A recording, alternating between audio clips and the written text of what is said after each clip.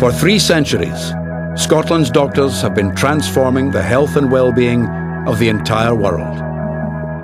It's been estimated that he might have saved over 200 million lives. They have pushed the boundaries of human knowledge forward, operation by operation, discovery by discovery, decade by decade. It changes the course of history. It changes the way our culture views illness. Shaping life from the cradle to the grave. Hunter, Simpson, Fleming, and many more. This is the story of how doctors in Scotland made the modern world.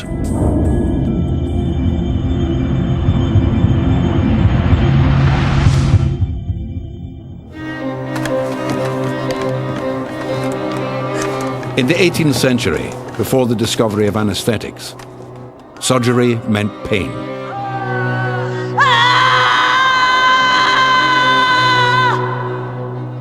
We have to remember that in the 18th century, operations were very different to surgical operations today. No concept of antisepsis or asepsis, no knowledge of germs as a cause of infection, no anaesthesia, so your patients would be conscious throughout the operation. Surgery was something to be avoided, basically, at all costs, if at all possible. So surgery was always the last resort. There's a lovely phrase used by surgeons and people writing about surgery in the early 19th century. It's called bottom. Patients demonstrated bottom, this reserve of strength and stoicism that I think would be quite remarkable by today's standards. Surgery was dangerous. Death by loss of blood, infection or trauma was common. One Scotsman was determined to change this. John Hunter was born the 10th son of a farmer in what is now East Kilbride in 1728. He would transform the way the world looked at medicine and at life itself. What John Hunter did was to encourage surgeons to think of the body not just as something they should operate on, but as something they should understand. He wanted his students to comprehend what he called the animal economy. Sounds a very strange term today, but it's really what we mean now by biology. And John Hunter said that only by understanding how bodies worked could a surgeon then operate effectively to treat an injury or cure a disease. In the 18th century, surgeons seldom got involved in studying the human body. When they cut someone open, they didn't hang around to look inside. But Hunter was obsessed by how nature worked. He believed that if surgeons didn't understand the workings of the human body, surgery would remain primitive and painful.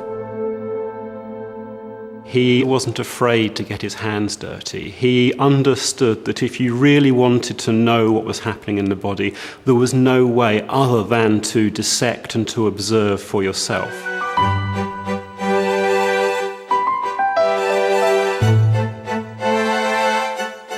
By dissecting and studying the human body, Hunter developed a deep knowledge of the intimate workings of life. And he didn't stop at humans. If it had a pulse, John Hunter knew he could learn from it. The Hunterian Museum today contains over 300 different species of plants and animals, all studied by John Hunter. He kept leopards, he kept other large cats, and he also used the private menageries in London as a source for animals to study and dissect. The museum's been called John Hunter's unwritten book, because it was designed to be read by his students as a source of information that would help them in their careers as surgeons. Armed with a peerless knowledge of anatomy, Hunter began to challenge the conventional wisdom of surgery. One of the remarkable things about John Hunter is he's been called the reluctant surgeon. He would only operate if he absolutely had to. And one of the reasons why he was so reluctant was that through his museum, he built up an understanding of what the body could do to heal itself. He saw the surgeon's job as aiding that natural process of recovery. And so Hunter wouldn't operate unless he was absolutely sure that he could do some good. in comparison with many of his contemporaries who were quite gung-ho when it came to laying into patients with the knife. Hunter's knowledge of how the body worked guided his approach to surgery. He would observe, study, think, and then devise a delicate operation based on his observations of how the body itself worked. Aneurysms, for example, these swellings in arteries, Hunter treated by not cutting into the aneurysm itself, which would inevitably lead to the patient bleeding to death, but by making an incision elsewhere, tying off the artery, cutting off the blood supply, and relying on what's known as a collateral circulation, a kind of natural bypass, to maintain the blood supply to the affected limb. It was a very elegant operation. John Hunter was the first man to introduce a genuinely scientific approach to surgery, and his techniques remain pillars of surgery to this day. He is credited with groundbreaking developments in the treatment of gunshot wounds, venereal disease, and inflammations, as well as transforming our understanding of the digestive and lymphatic systems.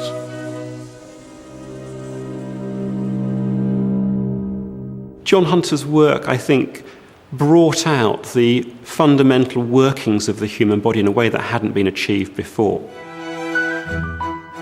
His legacy was a generation of British surgeons committed to pushing forward their knowledge of human life. What John Hunter did was to encourage students to dissect bodies themselves, to get a kind of hands-on feel for what the body was like. John Hunter created a whole generation of surgeons who were familiar with the body in health or disease and could apply that knowledge in their practice when they were treating patients. I know surgeons today still revere him, and I meet surgeons who've gone into medicine because they were inspired by reading of John Hunter's story. So he's still a very important figure in surgery today. John Hunter's scientific approach to surgery and disease was typical of a new group of intellectuals from Scotland. John Hunter was definitely part of what's now called the Scots Enlightenment, the group of educated men who established themselves not just in medicine but in law and other professions in the 18th century. What John Hunter did was to make surgery a part of that Scottish Enlightenment. By the time of Hunter's death, Scotland was the most important centre for medical learning in the world. 9 out of 10 doctors in Britain were trained here. In the first half of the 18th century, Scottish universities produced 30 times as many medical graduates as Oxford and Cambridge combined. And the reason for Scotland's preeminence was the Enlightenment, an extraordinary flowering of ideas that transformed the way Scotland looked at the world, and the way the world looked at Scotland.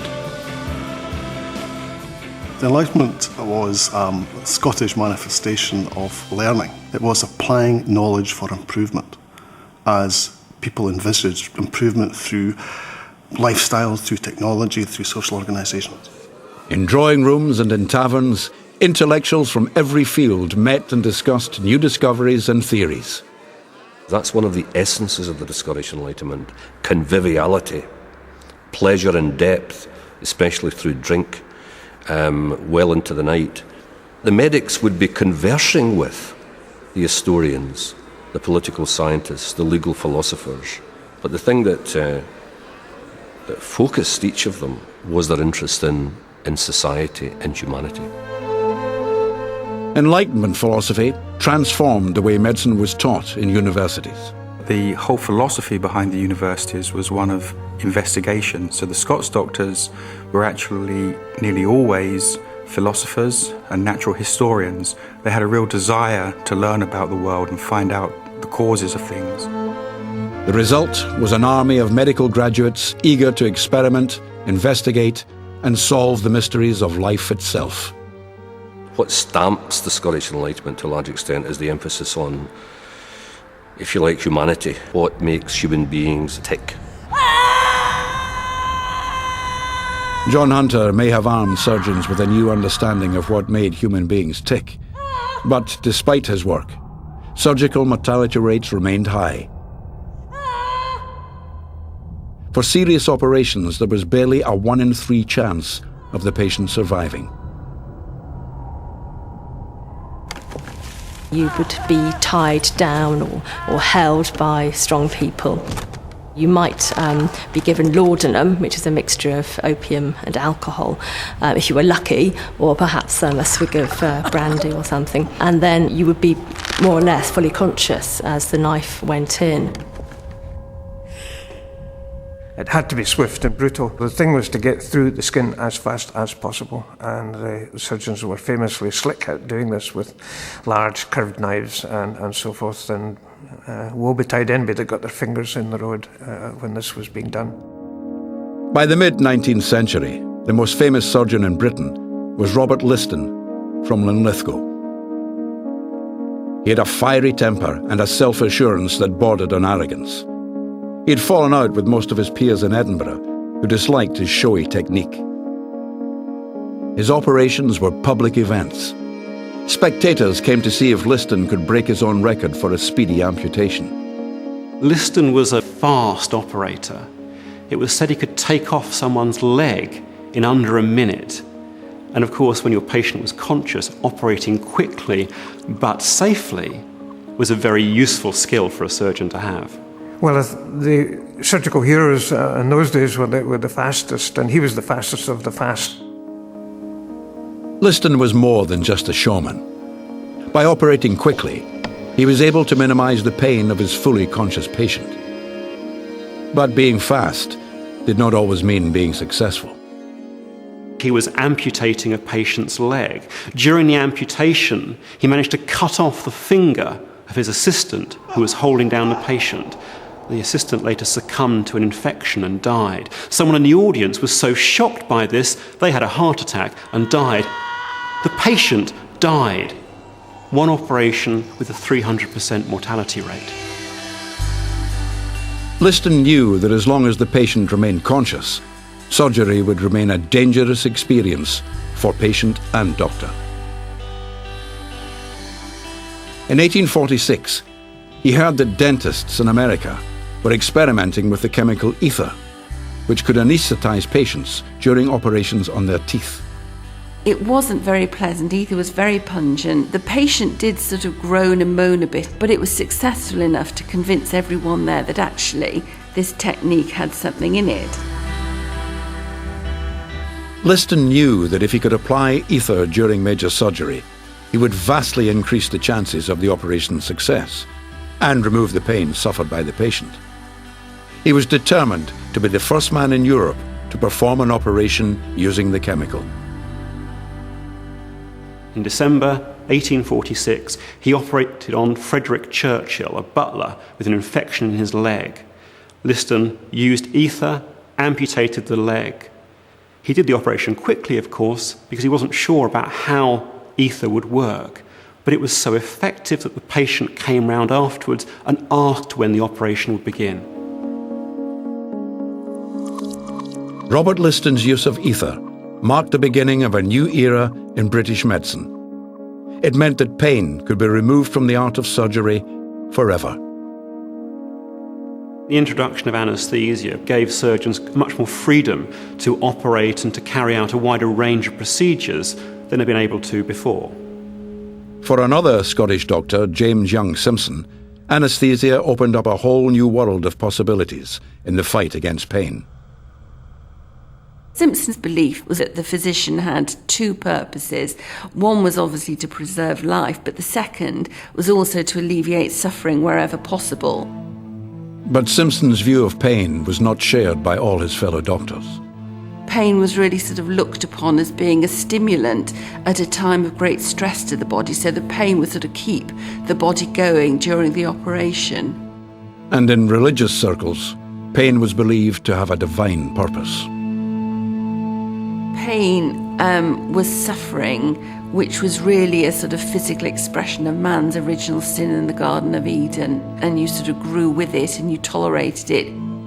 But Simpson saw the potential of anaesthesia to soothe one of the most sacred and painful events in life, childbirth. The religious argument about pain in childbirth had always tracked back to the original Hebrew saying, "In sorrow thou shalt bring forth children." This was known as the curse of Eve. Simpson, a religious man himself, was unconvinced. Simpson argued that in fact the word sorrow had always been misinterpreted, that rather than pain, sorrow should be interpreted as the physical exertion, the actual sort of labour of giving birth, and that if you give anaesthesia, that takes away the pain, but it doesn't actually halt the contractions, so therefore you're not interfering with the process. Simpson disregarded religious objections and concentrated on finding an anaesthetic suitable for childbirth. Simpson had taken up ether as soon as it had been announced, and he found it to work satisfactorily, but he knew that patients didn't like it because it was irritant, it was pungent, it was difficult to breathe. So he set about looking for another volatile chemical that would have, as he said, ether's advantages without its disadvantages. Simpson's assistants scoured Britain's pharmacies to prepare a menu of exotic chemicals for Simpson and his friends to test on themselves at Edinburgh dinner parties. On the 4th of November 1847, they tried a sweet, colourless liquid called chloroform. It's faster acting than ether. It basically sort of goes into the bloodstream via the lungs, and then it goes up to the brain, and within minutes they were all unconscious. And as Simpson came round, he's reputed to have said, "This is much stronger and much better than ether." 1 week later, Simpson used chloroform on a patient for the first time. She gave birth to a healthy baby girl and named her Anaesthesia. Simpson went on to become personal physician to Queen Victoria. His advocacy of chloroform was given official sanction when she gave birth to her 8th child, Prince Leopold, whilst under the influence of the drug. The work of Simpson, Liston and Hunter had immense medical and social implications. Together, these Scottish doctors had transformed understanding of the human body, pushed the boundaries of surgery, and most fundamentally, challenged our understanding of pain itself. Pain went from being something which was a natural part of medicine, illness, that kind of process, to being something which could be managed, reduced, eliminated.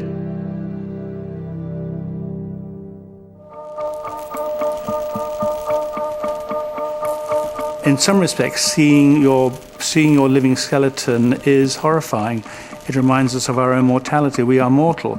We are all walking skeletons, and maybe we don't like to be reminded of this, but we are all walking skeletons. By the end of the 19th century, pain was in retreat. The next medical challenge was to diagnose ailments and disease without using a knife at all. One Scottish doctor, John McIntyre, would become the first to master the art of seeing inside the living body. John McIntyre was born in Glasgow, who grew up in Glasgow. He spent his working life in Glasgow, and he died in Glasgow. He was a Glaswegian through, and that defined the man. The phenomenon that was to make McIntyre's name was first spotted in November 1895 by German scientist Wilhelm Röntgen. He was experimenting with cathode rays in a glass bulb in his laboratory. He saw that a fluorescent screen lit up at some distance away, and he couldn't explain that because the glass bulb was covered with card. Röntgen realized that something was penetrating the card and illuminating the screen on the other side of the room. This was something entirely new. It couldn't be explained by traditional 19th century physics, and therefore he called it X. Röntgen had accidentally discovered the X-ray. For advice, he turned to Europe's most preeminent physicist, Lord Kelvin of Glasgow University. It is difficult for us now to appreciate just how astonishing this actually was. And then prior to that, the only way you saw inside the body was either in the graveyard or the battlefield or the mortuary or in the operating theatre. Kelvin was intrigued and enlisted the help of John McIntyre, the chief electrical engineer at Glasgow's Royal Infirmary. McIntyre was already pioneering the use of electrical equipment in medicine. At this time, the use of electrical apparatus in medicine was increasing very dramatically. He was very interested in looking inside the body, and so he was using batteries and very small electric bulbs to look inside the body. Straight away, McIntyre realized that Röntgen's mysterious rays could transform medical technology. But elsewhere, X-rays promised not advancement, but amusement. In New York, there was a law was passed which said you weren't allowed to use X-rays and opera glasses. So the idea was you go into a theatre with people dancing on the stage, you take your opera glass with X-rays in, you can actually see them without their clothes on. Whilst the world contemplated being able to see through women's clothes, in Glasgow, McIntyre had been busy building the world's first diagnostic radiology department. Only 4 months had passed since Röntgen's discovery. I think the astonishing thing is how advanced he was at really quite an early stage. He took radiographs of really quite deep structures of the body, but other people were still looking at peripheral parts of the body, such as hands and feet. McIntyre took the first X-rays of kidney stones and made these first moving X-ray shots of a frog's leg. The people of Glasgow became the first in the world to benefit from what he called the new light. Towards the end of the 19th century, they basically felt everything had been worked out. Physics was understood, chemistry was understood, a lot of medicine had all been worked out, and what more discoveries could be made? And along comes the X-rays, which completely changed the way we looked at ourselves, to see inside the living body, which is something which is entirely unexpected. X-rays reached parts of the body that other medical technology couldn't reach. McIntyre had pioneered the next great leap in medical science.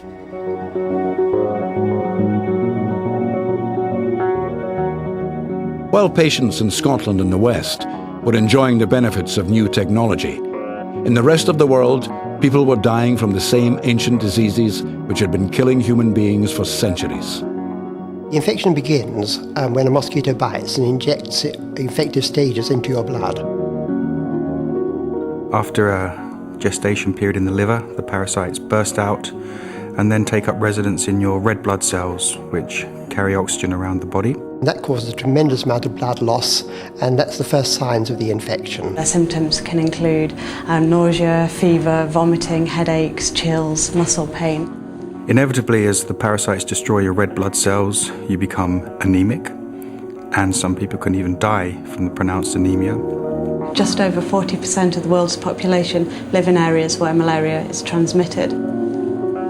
Malaria is one of the most ancient and most deadly diseases known to man. A disease that thrives in tropical climates, and which would become an obsession of doctors from a much colder, wetter part of the world.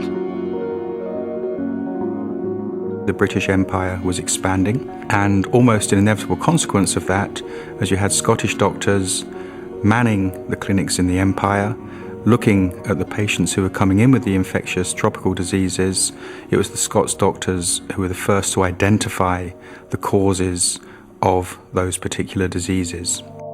One of these doctors was Patrick Manson from Old Meldrum in Aberdeenshire. Patrick Manson's discovery that a multitude of diseases could be transmitted from one person to another, or even from an animal to a person, through the medium of what we call a vector, insects, bugs, fleas, and so on, really opened our eyes to tropical medicine. Manson speculated that malaria could be transmitted by mosquitoes. When people thought that Manson was mad, and people used to walk along the streets around this area here, flapping their wings or flapping their arms.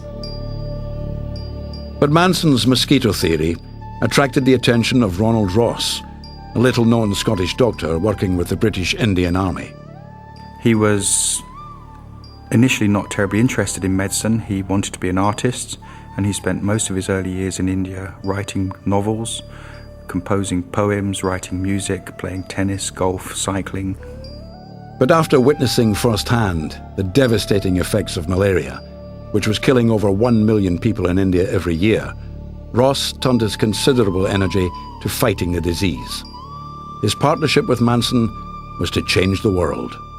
Manson, by this stage, himself was feeling too old to go back out to the tropics, and in Ross he found a willing protege to go and carry out that work on his behalf.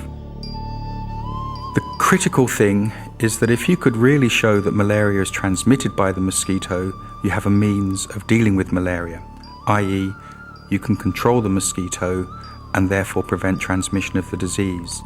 Ross returned to India and set about confirming Manson's theory. He would take malarious patients, and there were no shortage of those in India at the time, and he would collect mosquitoes, he would breed mosquitoes himself, and he would feed those mosquitoes onto his malarious patients, and then with extraordinary patience spend the next several weeks methodically dissecting those mosquitoes in order to see whether they had picked up the parasites or not. It was physically incredibly demanding. In fact, he frequently complained of great eye strain because he was literally looking down a microscope for hours on end, hoping to find parasites within the mosquito. But luck was against him. There are two kinds of mosquito, one kind that transmits malaria and one that doesn't, and he chose the most common one, which unfortunately didn't transmit malaria. Seeing no proof of a link between mosquitoes and malaria, Ross became disheartened. Manson's constantly cajoling Ross through a phenomenal correspondence. They're writing to each other long letters pretty much every week over the next 2 years. Ross usually complaining that he's looked at another 10,000 mosquitoes without seeing any malaria parasites, and Manson explaining to him that the rewards of making the connection are so great he must continue. Manson famously told Ross that his quest was the quest for the Holy Grail, and Ross needed to consider himself to be Sir Galahad. The weather became very hot again in August. At first I toiled comfortably, but as failure followed failure, I became exasperated and worked till I could hardly see my way home in the late afternoons. The screws of my microscope were rusted with sweat from my forehead and hands. Ross decided to switch his focus to a different breed of mosquito. On the 20th of August 1897, he noticed something strange inside an Anopheles mosquito. Ross would have seen these banana-shaped structures, and he would have known that they couldn't be produced by mosquitoes and they weren't part of the patient's blood, and so they had to be parasites of some kind. He was absolutely elated, having looked literally at tens of thousands of mosquitoes without showing the link. When eventually he showed it, he was absolutely ecstatic. Ross had proved Manson's hypothesis, that mosquitoes transmit malaria. This was an immense discovery in itself, but Ross persisted and was able to reveal for the first time the entire complex life cycle of the disease. He showed that not only did mosquitoes pick up the parasites from one individual, the same mosquito would then transmit those parasites to the next individual. Ross had unravelled the mystery of one of mankind's greatest enemies. It was a quantum leap, as happens in many areas of science. It's been estimated that he might have saved over 200 million lives. Ross was awarded the Nobel Prize in 1902, the first Briton to win the award. Armed with knowledge of how the parasite transmits malaria, governments were able to devise methods to combat the disease. Within a few decades of Ross's discovery, malaria was in retreat all over the world. But it is a stubborn disease, and in recent years has fought back against the drugs designed to contain it. One problem is the drugs that we develop to target the parasites with very quickly become ineffective because the parasites evolve resistance to these drugs. Today in Edinburgh, Sarah Rees leads a team of doctors who are revisiting the first principles of Ross's work. If we can understand more about the biology of the parasites and why they've evolved to do what they do, we can understand and make predictions about how they're likely to evolve to new drugs and new vaccines. But I think all malaria research over the last 100 or so years is building on the work of Ross because it was such a foundation to be able to have the life cycle to go on. 30 years after Ross's momentous work, another little-known Scottish doctor stumbled upon a discovery that would save even more lives. It changes the course of history. It changes the way our culture views illness. In this tiny lab, one of the most momentous discoveries in medical history was made by the son of a tenant farmer from Ayrshire. There's some people who know about engines, and they know how an engine feels, and they can make a sense of when an engine's going to go wrong and when it's running smoothly. Well, Alexander Fleming knew about bacteria. He could make them grow, he could dry them, he could make patterns with them.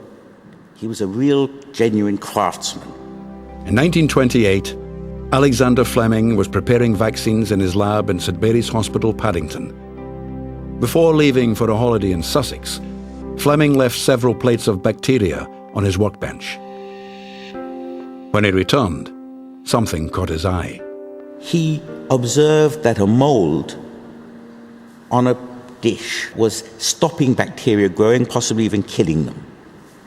And he has a sense that this is interesting, whereas other people may not even have noticed it. Fleming was fascinated by the liquid oozing out of the mold, which appeared to be killing the bacteria. He called it mold juice, and later renamed it penicillin. Bacteria reproduce by splitting and building new cell walls. So where there was, first of all, one bacterium, suddenly there's two bacteria. And they do this every 20 minutes. The penicillin stops the bacteria forming the cell walls that will protect them. In 1928, these tiny bacteria were killers. If they infected even the smallest wound, then medical science was virtually powerless. If there was an infection, there was nothing much that could be done. Famously, the son of the President of the United States had, in the 1920s, had got a sore on his foot from playing tennis. 5 days later, he died. And that was the son of the President of the United States. The only method available for infected wounds was antiseptics. Fleming had seen firsthand the drawbacks of these drugs. In the First World War, where he'd been a doctor, he'd seen the failure of using antiseptics on deep wounds. Basically, they damaged the body as much as they damaged the bacteria. Fleming suspected that his mysterious new substance, penicillin, could be useful in treating wounds. But he lacked the expertise to turn his discovery into a medicine. What he can't do at all is extract whatever it is that's oozing out of the mold into a medicine. The normal way you extract crystals from a liquid is by heating the liquid, driving off the water, and you're left with the crystals. The trouble is that penicillin is extremely fragile, and the heating of it would destroy it. Fleming sent samples of penicillin to academic colleagues and went back to work in his lab. Penicillin remained an academic curiosity. There was no great sense in 1928 that this was going to revolutionize medicine at all. But in 1938, Dr. Ernst Chain, a Jewish scientist who had fled Nazi Germany and who was an admirer of Fleming, decided to see if he could transform penicillin into a workable drug. Chain picks on this problem not because it's useful, but because it's scientifically interesting. And it's a challenge to extract this. Working with Oxford scientist Howard Florey, Chain was able to extract penicillin from Fleming's mold. He gave this extract to lab mice. It's administered to sick mice. The sick mice who get the penicillin survive, and the sick mice who don't get it die. It's a very obvious, clean experiment. Chain had confirmed what Fleming suspected, that penicillin could be used to fight bacteria and illness. Penicillin arrived just when Britain needed it most. Every night, casualties from German air raids died from wounds that penicillin could treat. But in a nation on the brink of defeat, there simply wasn't enough capacity to produce penicillin on an industrial scale. In April 1941, Howard Florey was smuggled into the USA. With him, he carried samples of penicillin.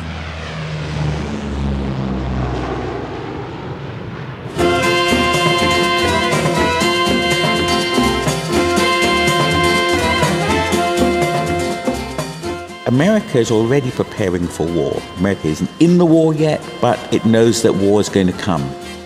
Out of the reach of German bombs, US drug companies were soon manufacturing penicillin on a massive scale.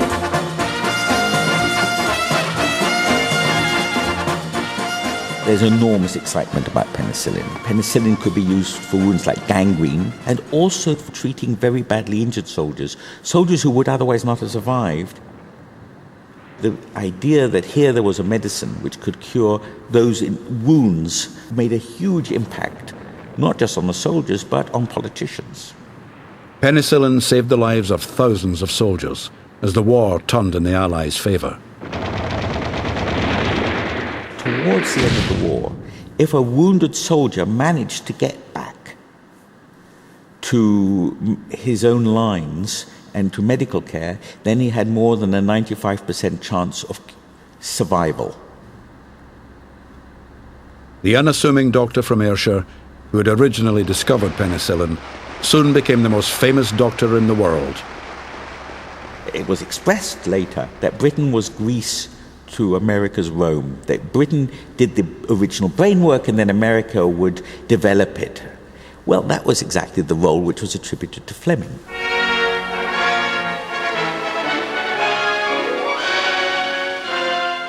Fleming's modest demeanour made him the perfect hero for a world exhausted by war, and his fame completely obscured that of Chain and Florey, with whom he shared the Nobel Prize. Fleming has a bit of luck, and luck is often important in science. There was no particular sense that he was systematically going out to look for new phenomena. Rather, he was enough of a craftsman to see one when it arrived. What Fleming can be seen as is like a Scottish explorer who sees a distant land. He doesn't explore the land in detail, but he's the first person to see it from a distance.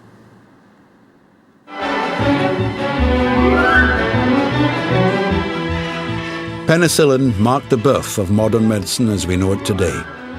Lives would no longer be lost to simple infections. Its arrival coincided with the National Health Service. The most powerful drug in the world was now freely available to everyone. The National Health Service is clearly one of the most remarkable historical developments in 20th century Britain. Everybody in the country, gender, class, ethnic origin, religion, were going to be treated in exactly the same way. This was like a new Magna Carta for British and Scottish humanity.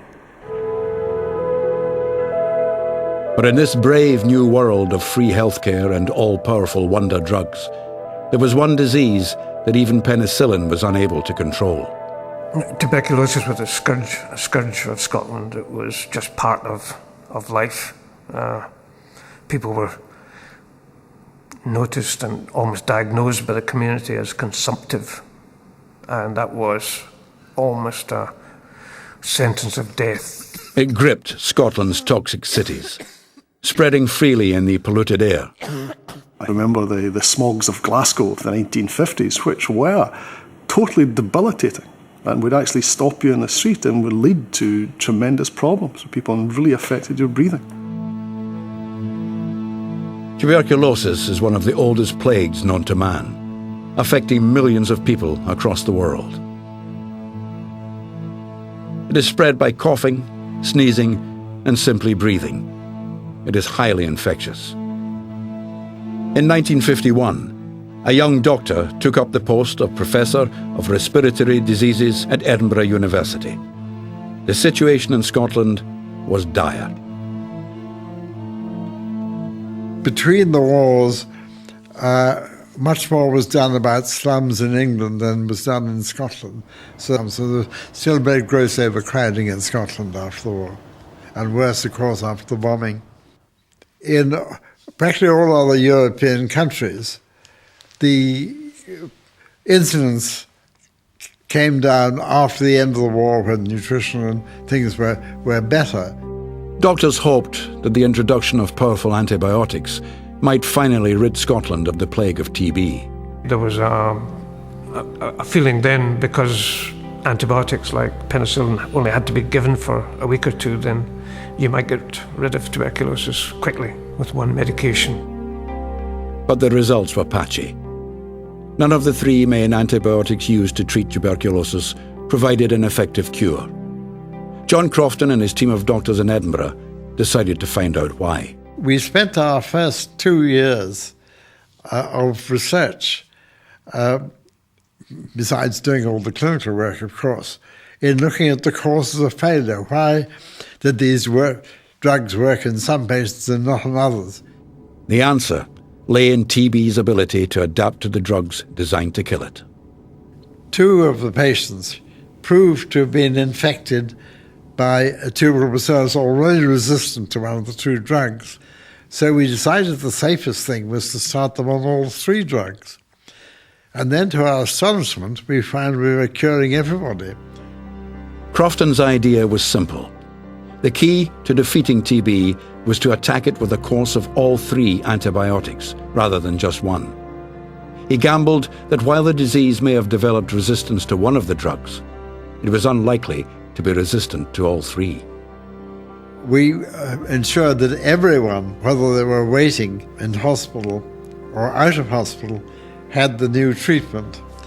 And this steadily rising annual increase went down by 59% in 3 years. The treatment became known across the world as the Edinburgh method. By 1960, Crofton and his team had completely eradicated TB from the city. The Edinburgh method transformed the way Scotland treated TB sufferers, ending the need to confine people to sanatoriums, cut off from their jobs, homes and families. When we saw how well things had gone in our treatment, I thought we might be able to treat them without changing their lives at all. And of course, for breadwinners and mothers of families, this was very important. John Crofton's Edinburgh method was the first treatment that demonstrated that humanity's oldest plague could be cured.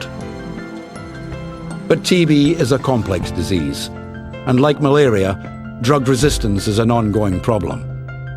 Each generation of doctors has to confront a disease that has mutated and adapted. As he approaches his 100th birthday, Sir John Crofton is still involved in fighting TB. His Edinburgh method is credited with saving 10 million lives.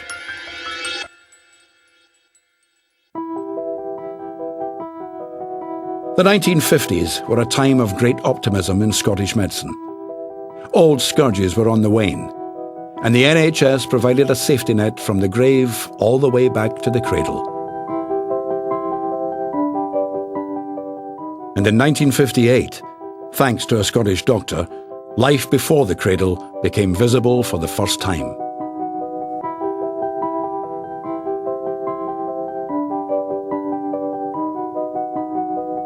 Very few of the other junior doctors were interested. The pictures were very grainy at that time, but I just loved the imaging. I really loved that side of it. This is a pregnancy of about 18 to 20 weeks gestation, in which the fetal head is well outlined in this sectional view. Ian Donald had this belief, and this is the strength of the man. He just knew that this was the way forward. It is no exaggeration to forecast that in the near future, more sophisticated equipment will permit the pioneering of whole new areas of medical diagnosis.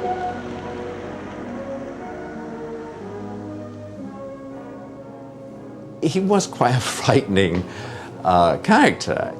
He was quick thinking, always finding questions at you. I need a quick temper as well.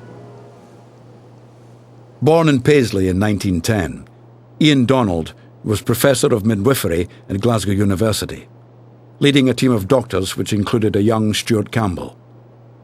Although treatment of childbirth had improved immensely since James Simpson first applied chloroform, the 9 months of pregnancy remained a mysterious and uncertain time. A patient would come to the antenatal clinic and you'd take her blood pressure and you'd test the urine and you'd feel her abdomen and you really had no idea how old the fetus was it growing properly. There's a lot of guesswork in it. But Ian Donald's interests did not stop at medical science. He was fascinated by the latest engineering technology being used in the shipyards on the Clyde. only a few miles from his office. When an ultrasonic beam, in its passage through metal, for example, encounters a flaw, a blip can be made to appear on a cathode ray tube. He went to Kelvin Hughes, which is an engineering company in Glasgow, and he asked to use their flaw detector. And he took a series of tumours, and he saw the reflected wave from these tumours. That was a scan. That was a very simple ultrasound. This is the two-dimensional automatic scanning apparatus, which can scan either in longitudinal or transverse section. Ian Donald believed that ultrasound could be adapted and applied to pregnancy. In the old days, with Ian Donald, you had a probe and you turned it and you moved it over the abdomen and you almost kind of painted an image on the screen. But not everyone was convinced. There was huge skepticism. I mean, people would look at these images and, the early images were very fuzzy and, if you were used to looking at them, you knew what they were. But people were actually laughing at some of the images because they said, can't make anything out of these, This diameter is recognized by the simultaneous recording of large echoes from the near and far walls of the fetal skull. The posterior uterine wall may show up as well. I can remember the coffee room chat that this would never work, and it takes a tough person to keep going when you hear that sort of thing. Ian Donald ignored the doubters and started using his scanner on expectant women in Glasgow. It transformed their experience of pregnancy. With ultrasound, everything was clear. The woman became part of the examination, and that's another great strength of ultrasound. The woman is lying there, looking at the image, and you are pointing out, this is your baby's nose, this is your baby's spine, this is your baby's fingers. You are involving her in her pregnancy. Glasgow's doctors and parents now had knowledge of pregnancy that no one in the world had ever had before. One of the last mysteries of life was unravelling. With the advent of ultrasound, everything changed. We knew precisely how old the fetus was if you measured it early enough. You could tell its rate of growth.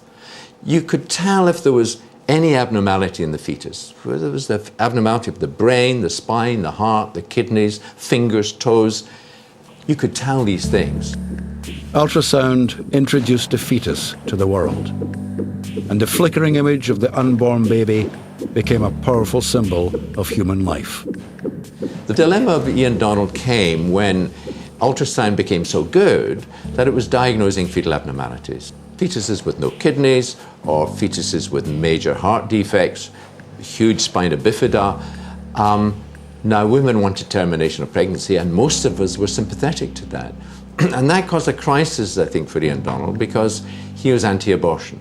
He just felt the sanctity of life meant that you should never terminate a human being. Ian Donald lost the argument, and in 1967, abortion was legalized. He had pioneered a technology that, by giving women more information about their pregnancies, often gave them more confidence to make the decision to terminate.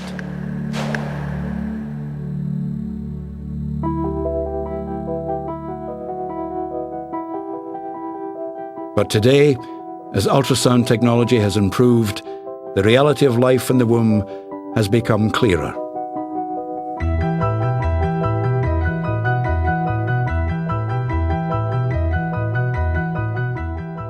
The fetus will start to show facial expressions as early as 18 weeks.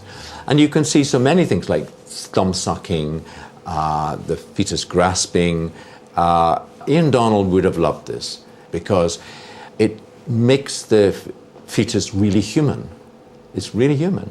And really now, the continuum between prenatal and postnatal life is demonstrated beautifully by this technique.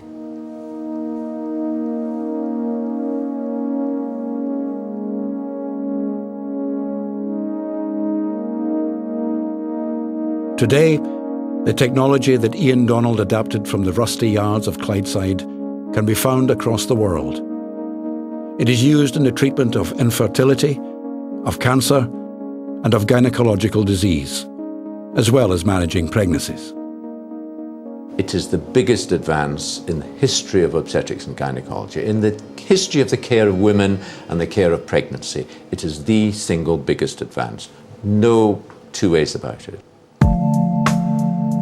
Since the 1967 Abortion Act, the ethical challenges faced by doctors have multiplied. And in 1997, a living, breathing ethical challenge trotted out of a pen in the Roslin Institute near Edinburgh and sniffed her nostrils at a disbelieving world. We knew that this was an extraordinary scientific achievement, probably the most important thing that we would ever be involved in. Dolly was Scotland's most recognisable sheep, and at the same time, she was the least individual sheep in the country. She was a genetically engineered exact clone of another sheep, created by a process known as nuclear transfer. To do nuclear transfer, you have to have two cells. You have to have an egg taken from an animal at the time when normally she would be mated, and you remove the genetic information. The other cell that you need can come from another animal, and that cell will provide the genetic information which you introduce into that egg, and that genetic information will determine all of the characteristics of the resulting offspring.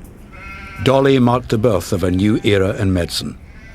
The technology that created her could be used to treat and defeat genetic diseases. Let's say that there is a human infection which doesn't produce antibodies in humans, like HIV, for example. Or let's say you're thinking about a cancer which doesn't produce an immune response. It may be possible to inject proteins from this virus or from the cancer into Dolly, produce an immune response, collect antibodies either from milk or from the blood, and hopefully have a new way and a more effective way of attacking that particular disease. The benefits of this technology could touch the lives of every individual, every family on the planet. We all know people who sadly are suffering from or have suffered from these degenerative diseases. And I think one of the exciting things in human biomedical research is to think that over a period of time, it's very likely that new treatments for these diseases will come along. But Dolly's birth provoked huge ethical concerns. I think the thing which made people most concerned was the idea of reproductive cloning, of cloning people. And there were magazine covers of copies of Hitler and things like that. But it's the kind of thing in Boys of Brazil and all of these sorts of things that just make good stories. They're not realistic. I think we should ask what it would be like to be a clone, a genetically identical twin of anybody else. It might be suggested, for example, that a couple who can't have children might have a clone. So you could put the genetic information from the husband into an egg from the woman and produce a genetically identical twin to the father.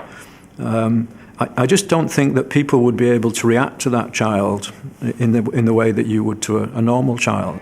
The Roslin team insisted Dolly was a force for good and not a harbinger of a terrible new world. Over the next 20, 50 years, I think we can expect to see treatments coming forward for all sorts of diseases. There are other neurodegenerative diseases, psychiatric diseases, asthma, metabolic diseases. There are a huge range of diseases which people inherit, which are not understood and for which there isn't really an effective treatment at the present time. And I have no doubt that the benefits from this research far outweigh the disadvantages. And that, I think, is the balance that we in society should make. As Dolly aged, her own health problems multiplied. We became aware after a few years that she was limping, that she had some damage to a joint, to a knee. We have no real way of knowing whether it was because of cloning or she lived indoors and she was rather heavy, so it's also possible that it was just unusual wear and tear on a joint. In 2003, Dolly developed lung cancer. It signalled the end for Scotland's world-famous sheep. I think everybody there was shocked as to how bad the tumour was. We actually decided it was kinder not to let her recover, so she was euthanized. In her short life, Dolly changed medical science, laying the foundations for many of the advances we will see in the 21st century. Now, medical science will increasingly focus on the building blocks of life itself as a means of treating disease and keeping us in good health. Today, in Edinburgh, doctors are experimenting using embryonic human stem cells. This groundbreaking work could change the lives of millions of people in every corner of the world. There are some estimates that up to 150,000 women a year die of hemorrhage after giving birth, many of whom would be savable if we had a more secure blood supply. Professor Turner and his team are attempting to culture disease-free blood from stem cells. Even in Scotland, we still run short of blood from time to time, but if you look worldwide, there are very serious problems in many countries. Our ultimate vision is that we might be able to provide blood which is of what we call a universal donor type, O rhesus negative, that has been shown to be free of infection and in the kind of quantities required, particularly for those countries which are not able to support a blood service themselves. I think potentially in the very long term, the work could have a very great impact on many people. The work of Dr. Turner and his team is the latest in a long line of innovation to have sprung from the Scottish tradition of medical excellence. It is a tradition which champions curiosity and humanity, and which is unafraid of challenging accepted wisdoms. Usually, a new technology will bring forward potential benefits, but also potential risks. You can go back hundreds of years. You know, the first time somebody put a sharp stone onto a stick and had an axe, they could kill people or they could chop firewood. You know, it's just a fact of life. And what we have to do is try and see that we take the maximum possible benefit. And I think that we should be excited by the new opportunities rather more than being too afraid by them. Pioneers, by and large, have it hard because the medical profession and the public sometimes are fairly conservative in their approach to things. But again, a tough guy wins through in the end if he's right. From the taverns of Enlightenment Edinburgh to the operating theatres of the world, Scotland has built a tradition of humane and ingenious medical innovation. The Scottish medical tradition lives on. It's certainly one of the long-term effects of the Enlightenment. The view that nature can be changed rationally by human intervention for the better